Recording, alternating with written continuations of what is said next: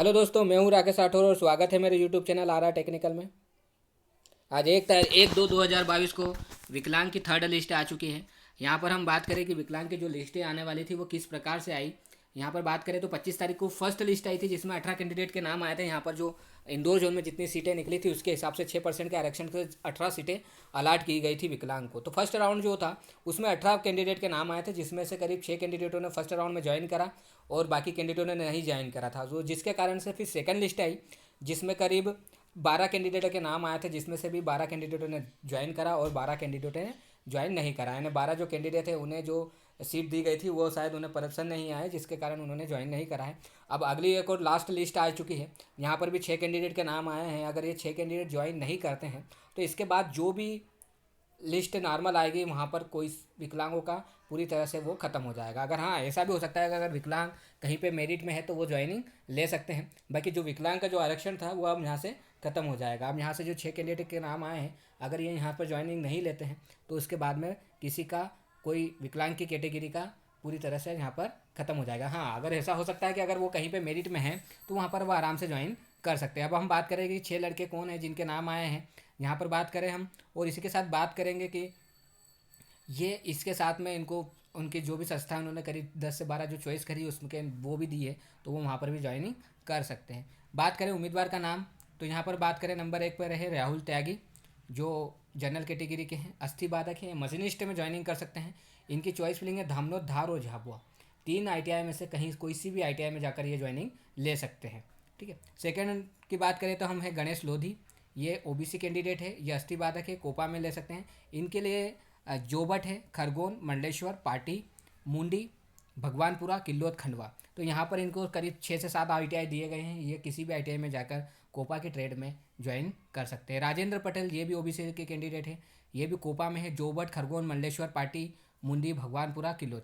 अब ये दोनों की चॉइस फिलिंग लगभग सेम है, तो ये आप डिसाइड कर ले आपस में कि कौन कहाँ ज्वाइनिंग लेगा। और ये भी देख लीजिए कि जैसे अगर जोबट की बात करें हम, तो जो गणेश लोधी है अगर वो ऊपर है और राजेंद्र नीचे हैं तो पहले जोबट में गणेश को ज्वाइनिंग मिलेगी। तो इस हिसाब से आप देख लीजिए कि अगर वो आपसे ऊपर है तो वहाँ पर आप ना जाएँ तो अच्छा रहेगा। या अगर आपको किसी प्रकार से अगर कहीं से नंबर मिल सकते हैं तो इनसे बात करके आप देख लीजिए, क्योंकि दोनों की चॉइस फिलिंग लगभग सेम है, गणेश लोधी और राजेंद्र की। तो आपस में कांटेक्ट करके बात कर लीजिए कि आप कहाँ ज्वाइनिंग ले रहे हैं, तो हो सकता है कि आपकी जो परेशानी है वो कम हो जाए, है ना। उसी के बाद में बात करें हम हिरेंद्र कुशवाहा, ये भी मानपुर, इनको एक ऑप्शन दिया है केवल फीटर के लिए। श्री कृष्णा OBC, यह इनको फीटर के लिए इनको मिला है झाबुआ, खकनार, धार, पीथमपुर, इंदौर, मानपुर, अलीराजपुर, नर्मदा नगर, रामा, सरदारपुर, सोनवा, बुरहानपुर, खरगोन, मुंदी, भिखनगांव और ठिकरी।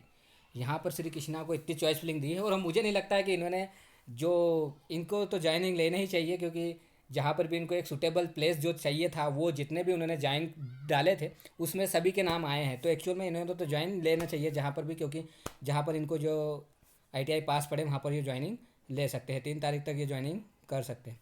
श्री शुभम पांडे, ये भी फीटर के लिए है, इंदौर, खकनार, झाबुआ, खरगोन, बुरहानपुर, सोनवा, बीकानेर। यहाँ पर भी कुछ ITI सेम है, तो ये थोड़ा अपने बीच में देख लीजिए कि कौन ऊपर है कौन नीचे है, तो अगर आप जाओगे तो आपको ज्वाइनिंग लेने में ज़्यादा परेशानी नहीं आएगी। इसी के साथ में हम बात करेंगे कि उज्जैन जोन ने भी अपनी एक वैकेंसी शो करी है। उज्जैन जोन ने भी थर्ड लिस्ट दे दी है, उसके बारे में भी हम डिस्कशन थोड़ा करेंगे।